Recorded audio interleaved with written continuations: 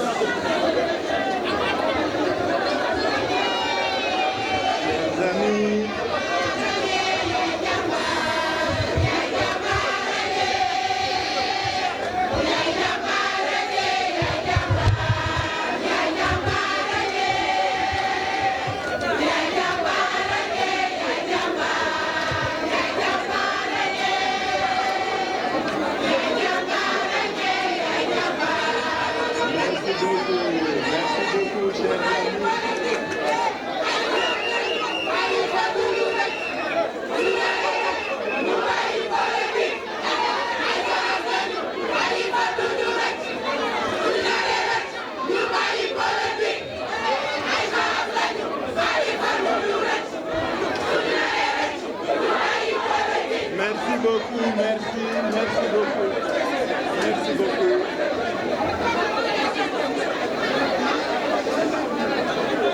Chers amis, chers camarades,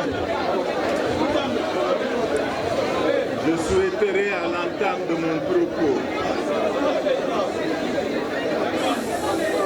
que nous soyons en union de prière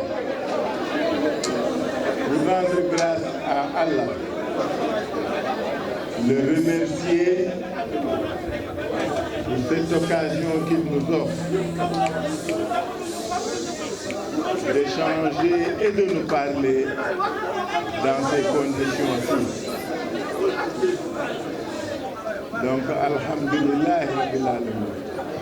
Alhamdulillah Rabbil Alamin. Alhamdulillah Rabbil Alamin. Chers amis, en union de prière avec tous les autres, que nous rendions grâce au Seigneur,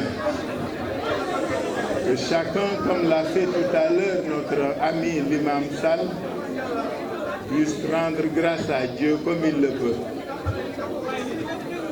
Les musulmans par le prophète, les autres par un salut à Marie, et pour les autres par les prières qui sont les leurs. Chers amis, chers compatriotes, le 29 septembre dernier, j'ai quitté la maison d'arrêt de Rebeuss après 2 ans et demi de détention. Durant tout ce temps, vous avez partagé avec moi cette épreuve, faite selon certains de privation, selon d'autres de sacrifice, mais pour moi, ce fut un fort moment de communion avec Allah. Subhanahu wa ta'ala. Croyez-moi, je n'ignore rien des pressions, des intimidations et des émotions que vous avez vécues et surmontées surtout avec dignité et avec beaucoup de responsabilité. Je vous en remercie.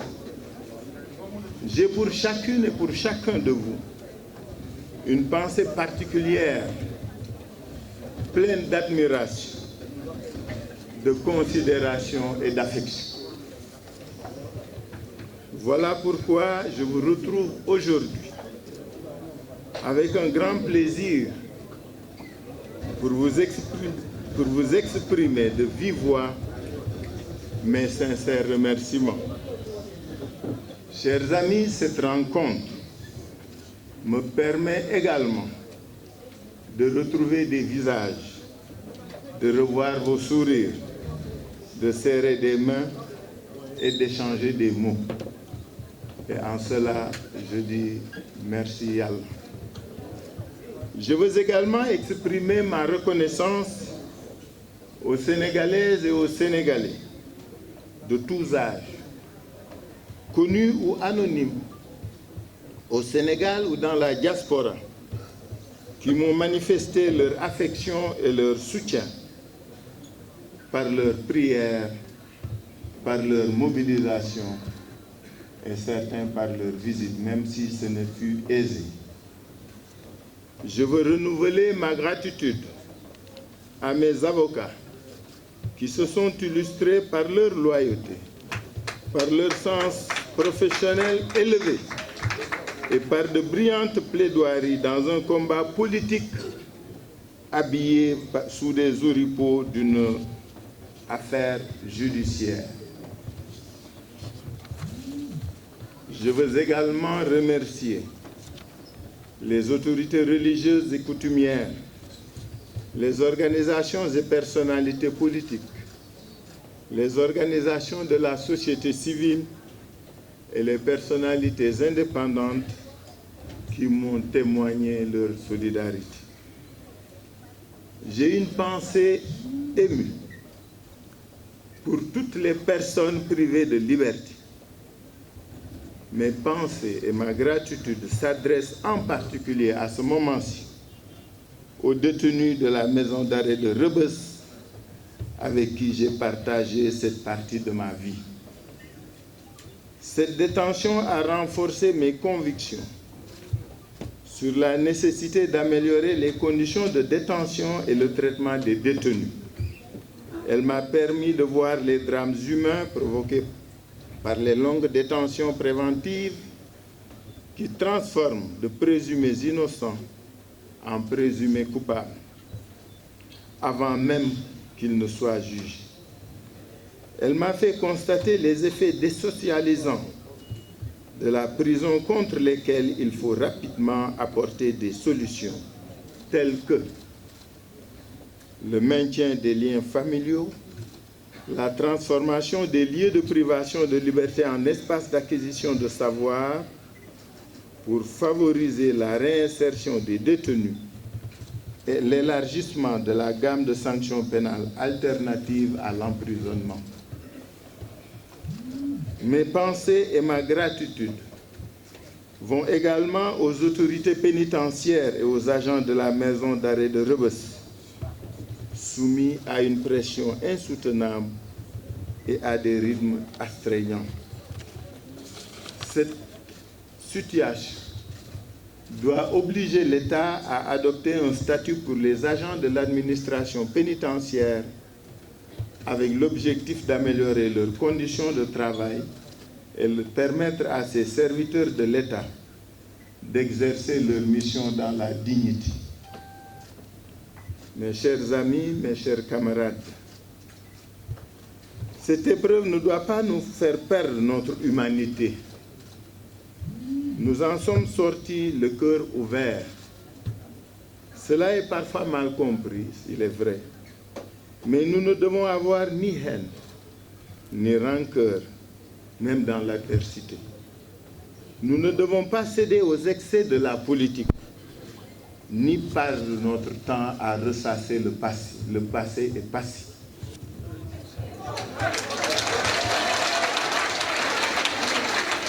Mes chers camarades, nous avons encore tant à faire ensemble pour notre pays. Mais avant de tracer la voie vers cet avenir commun, je veux évoquer à grands traits 3 viatiques pour nous éclairer dans notre cheminement collectif au service du Sénégal. Cette épreuve n'a pas entamé nos convictions, bien au contraire. La fidélité à nos valeurs nous a permis de résister à l'acharnement du pouvoir. Nous sommes les héritiers d'une histoire vivante, forgée dans l'alliance entre la démocratie et le progrès. Nous devons en être fiers et porter son message fondé sur les valeurs de liberté, d'égalité, de justice et de solidarité. Si nous sommes plus résilients, et c'est le premier viatique, c'est donc grâce à notre identité que nous devons garder intacte. Nous sommes de gauche, nous sommes des socialistes. En évoquant la force de nos convictions et la fidélité à nos valeurs, je veux saluer le mérite de chacune et de chacun d'entre vous d'avoir cru à notre combat et de continuer à faire front. Il s'en trouve encore en nous des femmes et des hommes qui ont tout sacrifié pour un Sénégal plus libre, plus prospère, plus juste et plus solidaire, à l'opposé du pays dans lequel nous vivons. C'est le deuxième viatique qui nous différencie du pouvoir et nous engage à nous opposer à ces politiques néfastes pour le peuple sénégalais. Nous restons sur cette ligne d'ancrage dans l'opposition avec responsabilité, mais sans compromission, avec fermeté, mais sans excès. De cette position, on ne peut dissocier, et c'est le troisième viatique qui nous différencie également de ceux qui gouvernent, notre attachement aux conclusions des assises nationales. Parce qu'elles reflètent la richesse des expériences et les attentes du peuple. Les conclusions des assises nationales constituent le document de référence de notre projet. Bien entendu, il faudra les adapter au contexte et aux évolutions de notre pays, de l'Afrique et du monde. Mais nous nous engageons à les mettre en œuvre sans rien omettre et sans rien remettre en cause.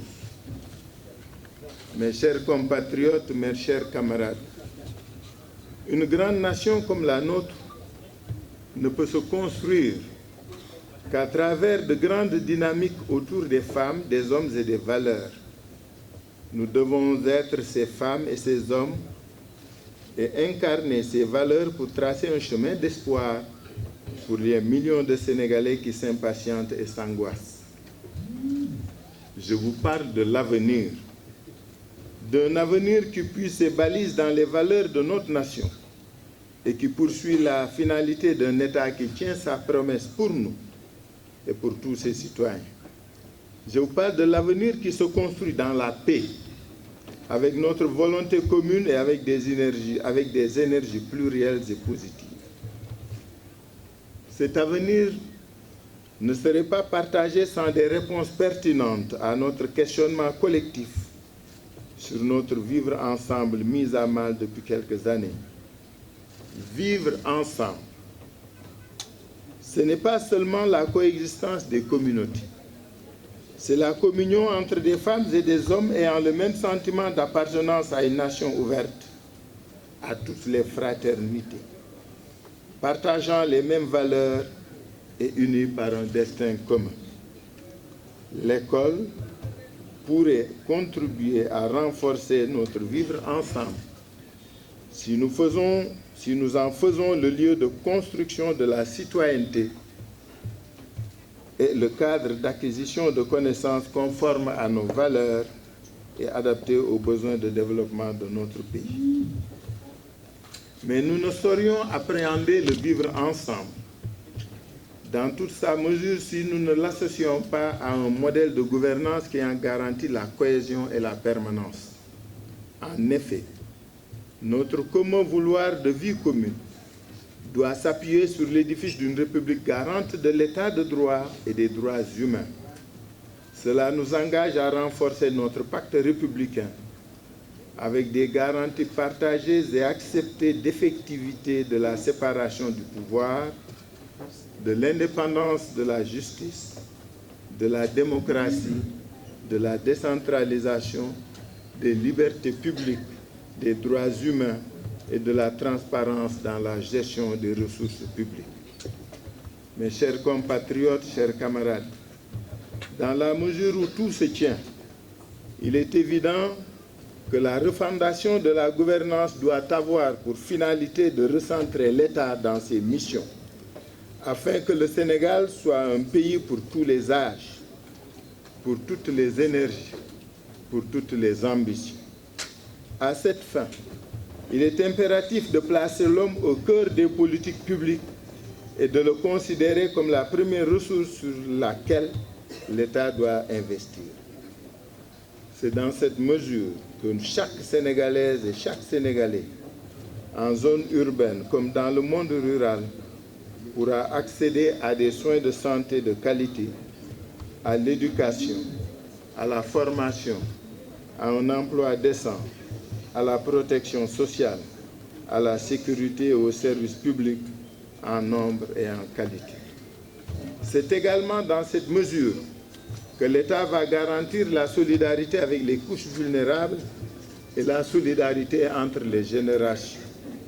Cette responsabilité nous oblige à penser aux jeunes, aux femmes, aux personnes âgées et aux générations futures dans l'exploitation et dans la gestion des ressources naturelles.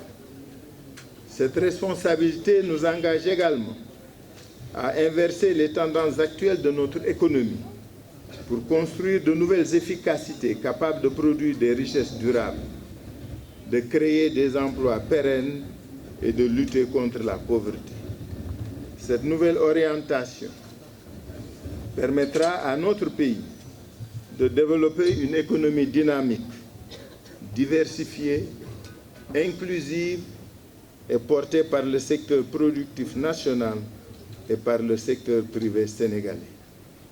Sur toutes ces questions et sur d'autres aussi importantes comme l'intégration africaine, le changement climatique, le défi sécuritaire et la question migratoire, nous avons à engager les ruptures radicales et les transformations fondamentales que notre pays ne peut plus ignorer sans risquer de se perdre.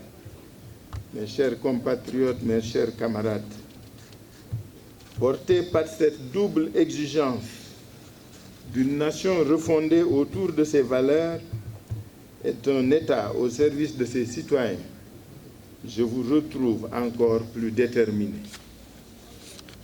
Mes chers amis, après avoir capitalisé les expériences vécues, j'y ai puisé une énergie nouvelle que je continuerai à mettre au service du Sénégal. Et résolument tourné vers l'avenir de notre pays, seule perspective digne d'intérêt, je poursuis mon engagement politique avec vous, mes chers camarades, avec toutes celles et tous ceux qui partagent les valeurs de liberté, de progrès, de justice et de solidarité, et en étant ouverts aux apports fécondants de toutes les forces vives de notre pays. Et tous ensemble, un pas après l'autre, dans la confiance retrouvée et dans une espérance partagée, nous marcherons vers un avenir prospère et solidaire. Inch'Allah, je vous remercie.